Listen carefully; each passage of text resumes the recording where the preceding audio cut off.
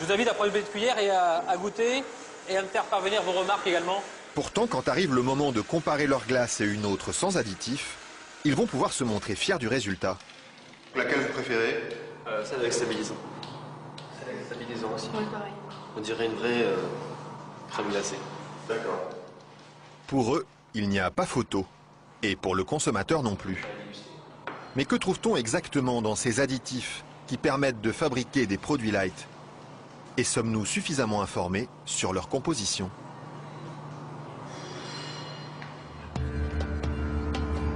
C'est à Vilvoorde, à quelques kilomètres de Bruxelles, que nous sommes allés chercher les réponses. Au bout de cette zone industrielle se cache une usine très discrète, filiale d'un des plus grands groupes chimiques européens. On y fabrique l'un des additifs les plus utilisés par l'industrie, le E441, plus couramment appelé gélatine. Et le responsable commercial de l'usine, Michel Vandenberg, n'est pas peu fier de nous montrer tout ce qu'on arrive à fabriquer avec son produit miracle. Alors je vais vous montrer quelques exemples des principales applications de la gélatine. On a vraiment le secteur alimentaire qui est l'application la plus importante au niveau mondial. Alors vous avez ici tous les produits gélifiés. Le premier marché pour lui, ce sont les bonbons. Mais on trouve aussi sa gélatine dans des gélules pharmaceutiques, des pellicules photo et même des shampoings. Dites-moi, il y en a vraiment partout de produits finalement. Ben, ce serait pas mal qu'il y en ait partout. Mais pour ça, il faut produire toujours plus. Alors ici, l'usine tourne à plein régime. Et la fameuse gélatine de Michel Vandenberg, la voici qui sort, tout au bout de la chaîne.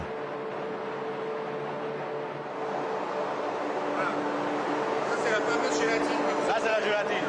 Ce sont ces spaghettis qui collent aux doigts. Il faut à peu près 3 à 4 jours pour arriver jusqu'ici. De la préparation de la matière première jusqu'à le séchoir ici. 3 ou 4 jours de transformation dans les entrailles d'une usine où ces immenses cuves remplies d'acide et d'eau bouillante font régner une moiteur tropicale. Et au milieu de cette atmosphère étouffante, il y a un détail qui frappe le visiteur et qui pénètre jusque dans les locaux les plus protégés de l'usine. C'est pourquoi ça? Ah, c'est les odeurs. Elles sont mauvaises l'usine?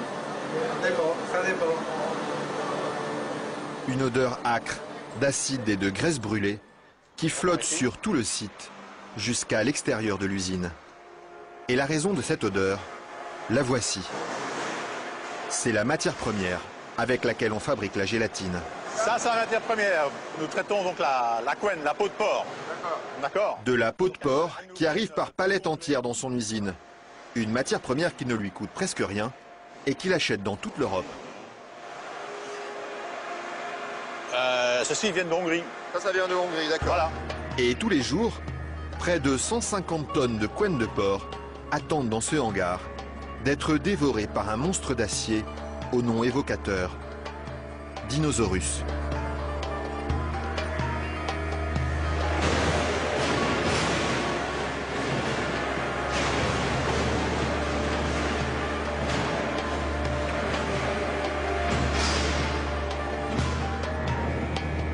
Grâce à cette matière première bon marché, Michel Vandenberg parvient à vendre sa gélatine à moins de 5 € le kilo. Un prix défiant toute concurrence qui lui ouvre sans cesse de nouveaux marchés. Et celui qui marche bien en ce moment, c'est justement le marché des produits light. Attendez, il ne faut pas filmer ça à 1 minute. Mais voilà, ceci, qui est un beurre allégé, 40%.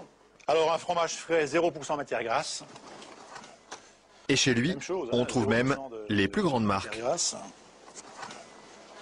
En marque Danone, taille fine. Une mousse liégeoise de chez Auchan. Voilà, une mousse de la laitière. Alors un produit Weight Watcher, donc avec moins de matière grasse, donc pour stabiliser le produit, pour maintenir l'onctuosité des produits, on utilise la gélatine.